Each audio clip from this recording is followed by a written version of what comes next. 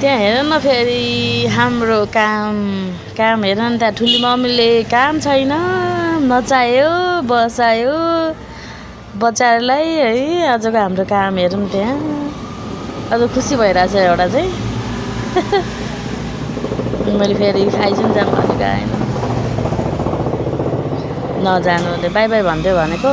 दिदीहरू आएको थियो कि अनि दिदीको जेठानीको छोरी अनि बाई बाई भनेको भनेर जाने भन्छ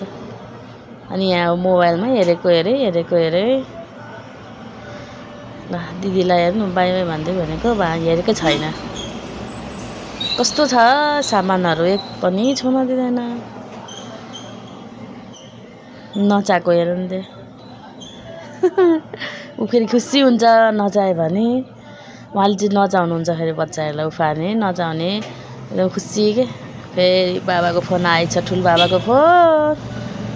त्यो फेरि नाटक गरेको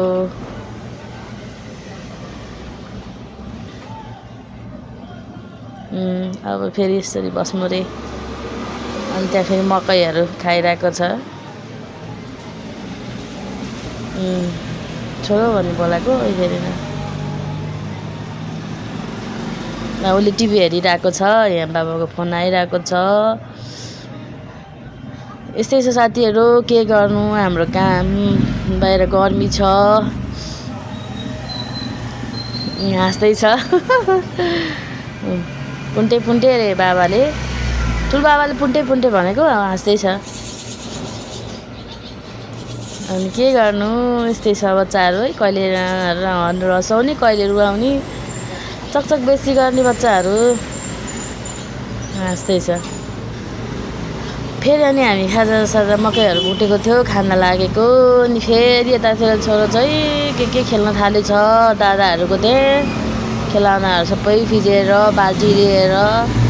अनि फेरि खेल्न थालिसकेछ उतातिर कोठामा अनि हामी फेरि निदाउँ भनेको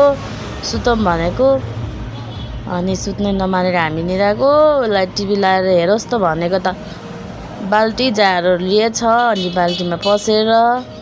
अनि मजाले टिभी हेर्दै रहेछ अनि के गर्छ छोरो भन्दा त मजाले हेर्दै पो रहेछ बसेर बाल्टीमा बसेर अनि आऊ भनेको आएन ल हेर्ने मात्र गरिरहेछ यस्तो छ कि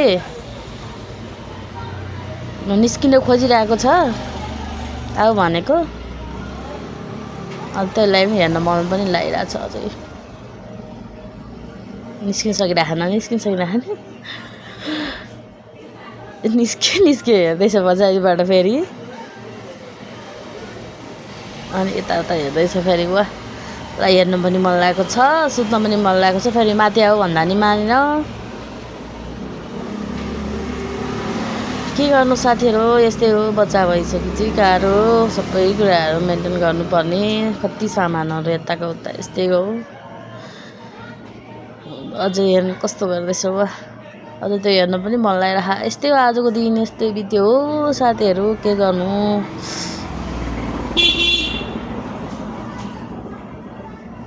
लास्टमा मकै खाइरहेको